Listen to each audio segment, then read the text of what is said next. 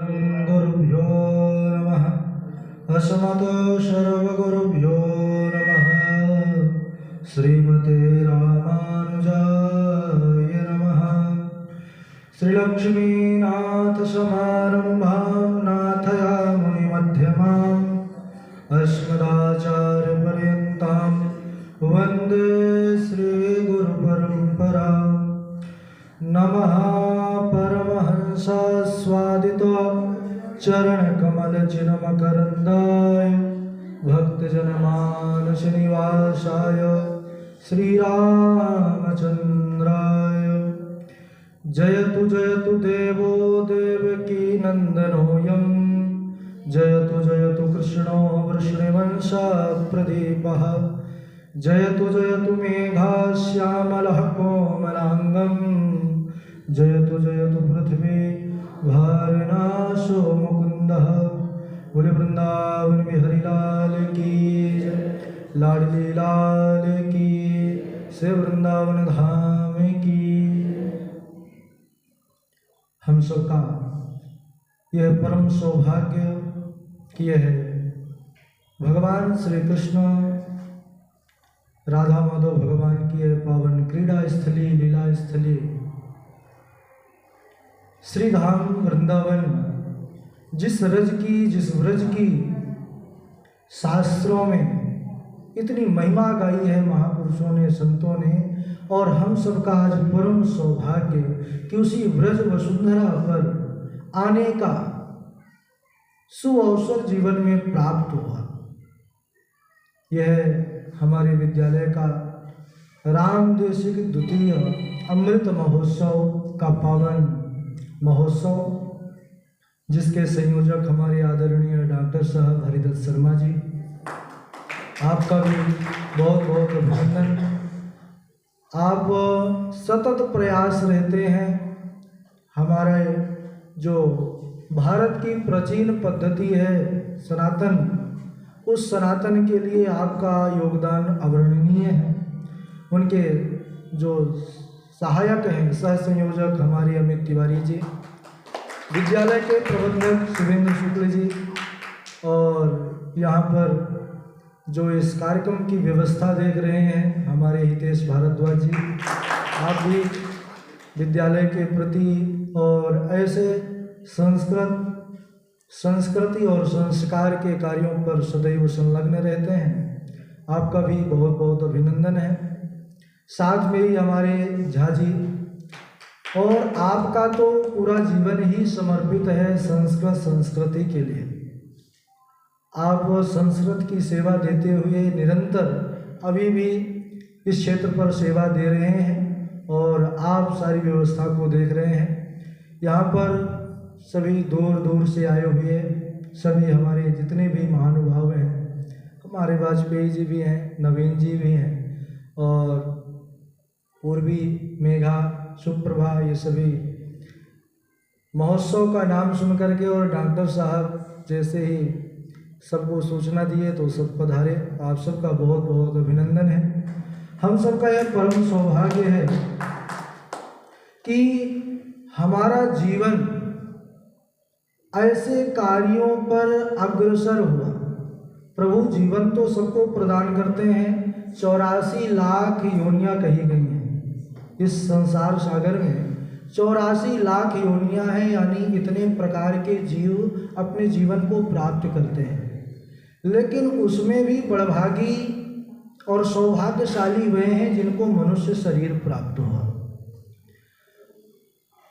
तो बोले मनुष्य शरीर प्राप्त करने के बाद भी परम सौभाग्य उनका है कि जो मानव तन प्राप्त करके अपने स्वरूप को पहचाने जाए। और हम सबको जीवन में वही सौभाग्य मिला है कि ऐसे अपने सद्ग्रंथों का स्वाध्याय करने का, इसके तरफ हम स्वयं तो प्रेरित हुए और लोगों को भी कथा आदि के माध्यम से, सुंदर अनुष्ठानों के माध्यम से जगत को अपनी उस आर्ष परंपरा से जोड़ते हैं जो हमारा मूल स्वरूप है।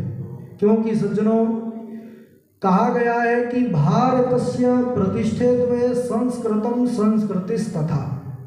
भारत की प्रतिष्ठा के दो ही विषय हैं, एक तो संस्कृत और संस्कृति।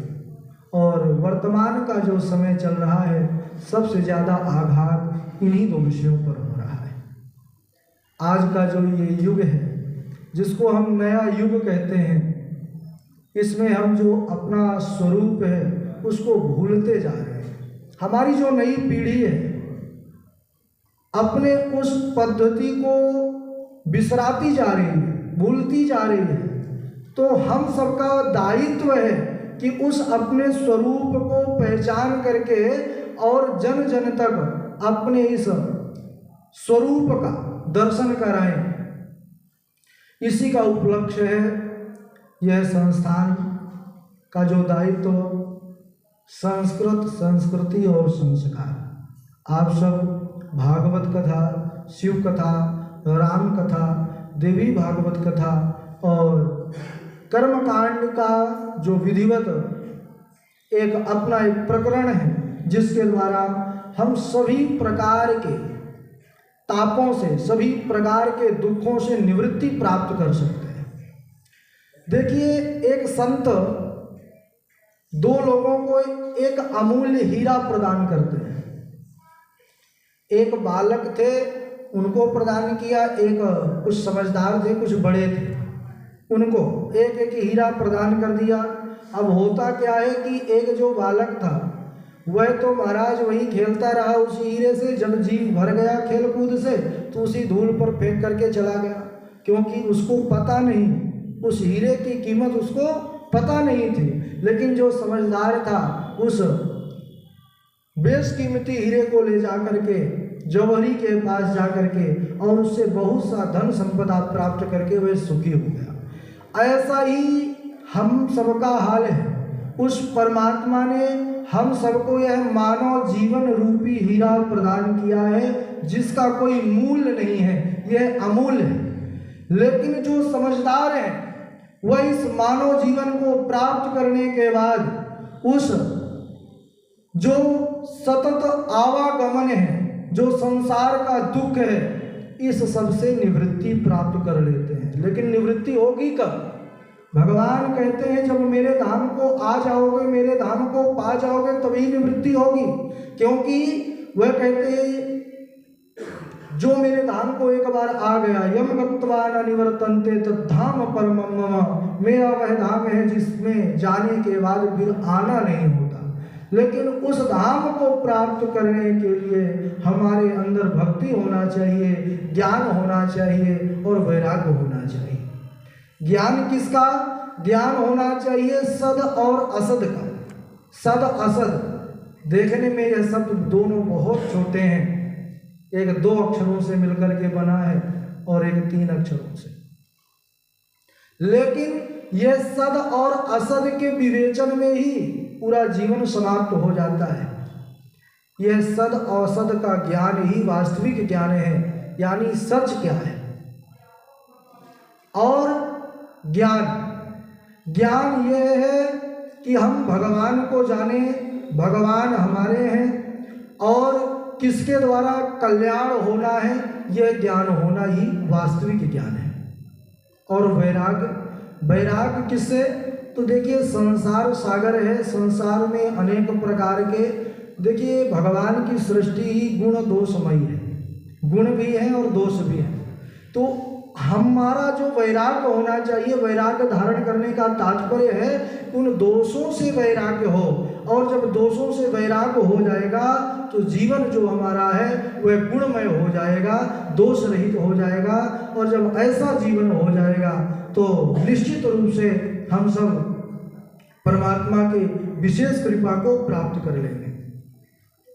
यह भारत भूमि बड़ी पुण्य भूमि है। और जैसा भी हमारी कात्यायनी जी ने कहा भी कि यह भारत भूमि ऐसी पुण्य भूमि है जहाँ पर स्वयं परमात्मा अवतरित होते हैं, कभी राम रूप में, कभी कृष्ण रूप में। और उसी पावन धरा पर जहाँ पर प्रभु कृष्ण रूप में आकर के पावन लीला किए, उस ब्रज पर हम सब विद्यमान हैं।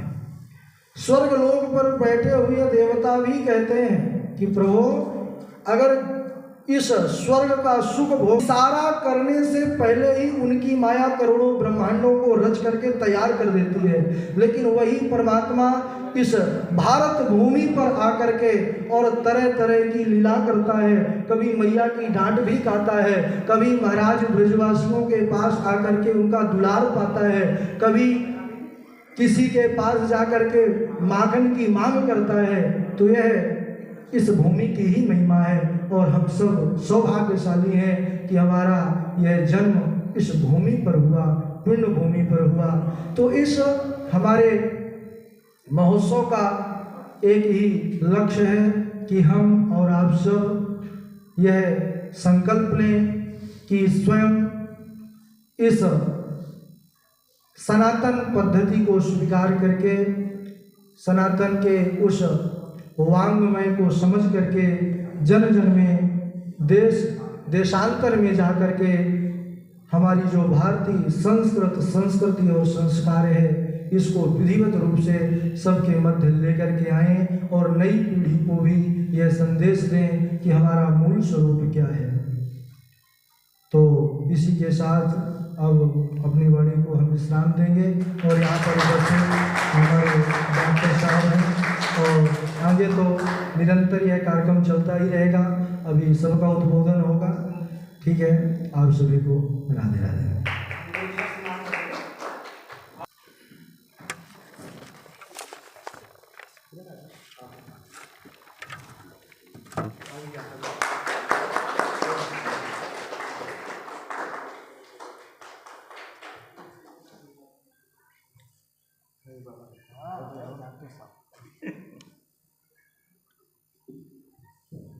जोर से ताली बजाओ गुरुदेव।